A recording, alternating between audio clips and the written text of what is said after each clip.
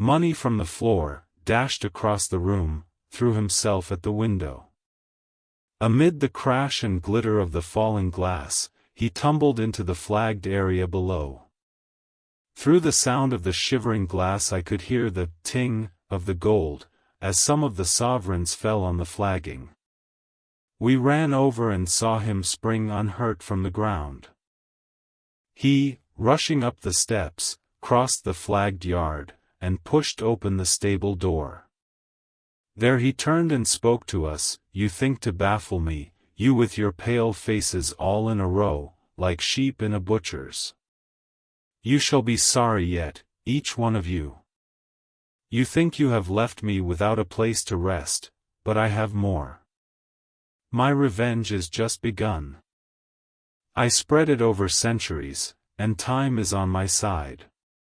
Your girls that you all love are mine already, and through them you and others shall yet be mine, my creatures, to do my bidding and to be my jackals when I want to feed." Bah! With a contemptuous sneer, he passed quickly through the door, and we heard the rusty bolt creak as he fastened it behind him.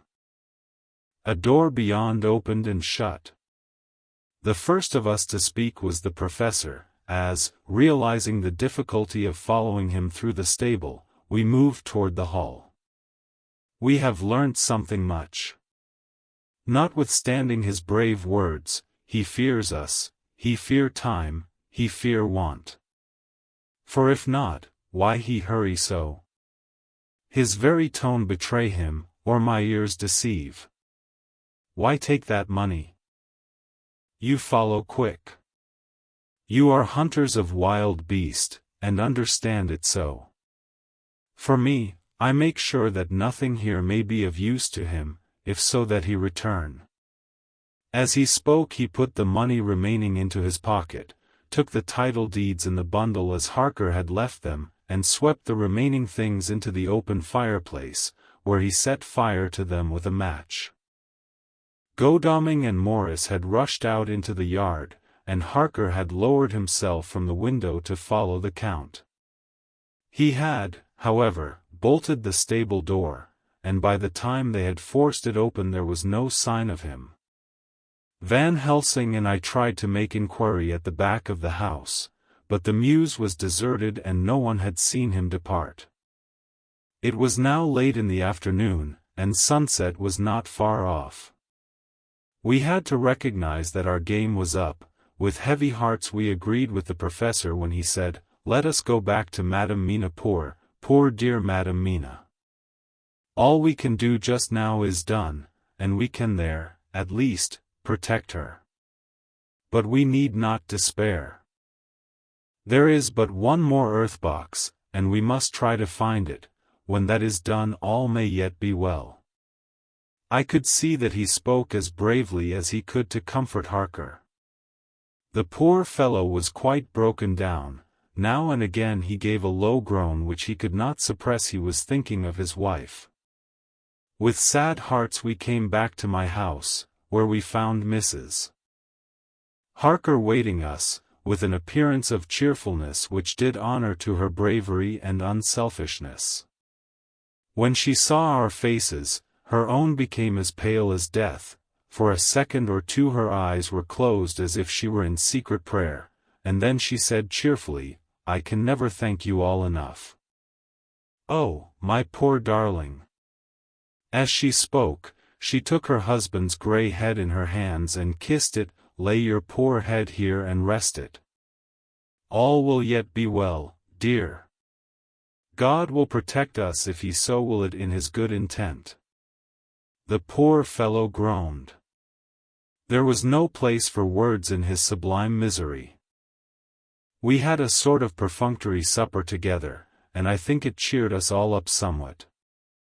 It was, perhaps, the mere animal heat of food to hungry people, for none of us had eaten anything since breakfast, or the sense of companionship may have helped us, but anyhow we were all less miserable, and saw the morrow as not altogether without hope. True to our promise, we told Mrs. Harker everything which had passed, and although she grew snowy white at times when danger had seemed to threaten her husband, and red at others when his devotion to her was manifested, she listened bravely and with calmness. When we came to the part where Harker had rushed at the Count so recklessly, she clung to her husband's arm, and held it tight as though her clinging could protect him from any harm that might come. She said nothing, however, till the narration was all done, and matters had been brought right up to the present time. Then without letting go her husband's hand she stood up amongst us and spoke. "Oh, that I could give any idea of the scene, of that sweet, good woman in all the radiant beauty of her youth and animation, with the red scar on her forehead, of which she was conscious, and which we saw with grinding of our teeth, remembering whence and how it came, her loving kindness against our grim hate, her tender faith against all our fears and doubting, and we, knowing that so far as symbols went, she with all her goodness and purity and faith, was outcast from God. Jonathan," she said, and the word sounded like music on her lips, it was so full of love and tenderness, "Jonathan dear, and you all my true friends, I want you to bear something in mind through all this dreadful time.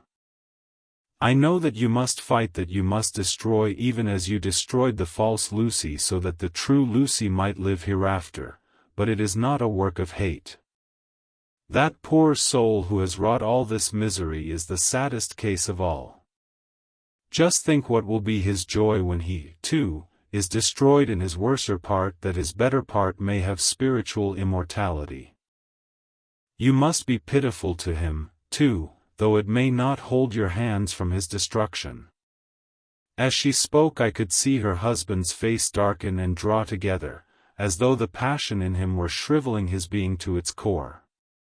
Instinctively the clasp on his wife's hand grew closer, till his knuckles looked white.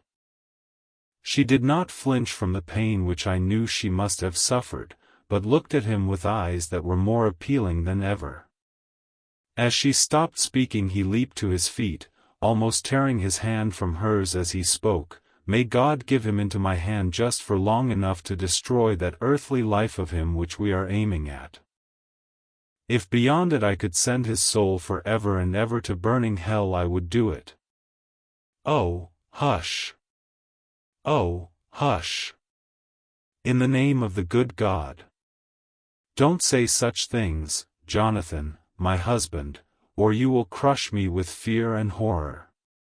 Just think, my dear, I have been thinking all this long day of it, that, perhaps, some day, I, too, may need such pity, and that some other like you and with equal cause for anger may deny it to me. Oh, my husband! My husband, indeed I would have spared you such a thought had there been another way, but I pray that God may not have treasured your wild words, except as the heart-broken wail of a very loving and sorely stricken man. Oh, God, let these poor white hairs go in evidence of what he has suffered, who all his life has done no wrong, and on whom so many sorrows have come." We men were all in tears now. There was no resisting them, and we wept openly. She wept, too, to see that her sweeter counsels had prevailed. Her husband flung himself on his knees beside her, and putting his arms round her, hid his face in the folds of her dress. Van Helsing beckoned to us and we stole out of the room, leaving the two loving hearts alone with their God.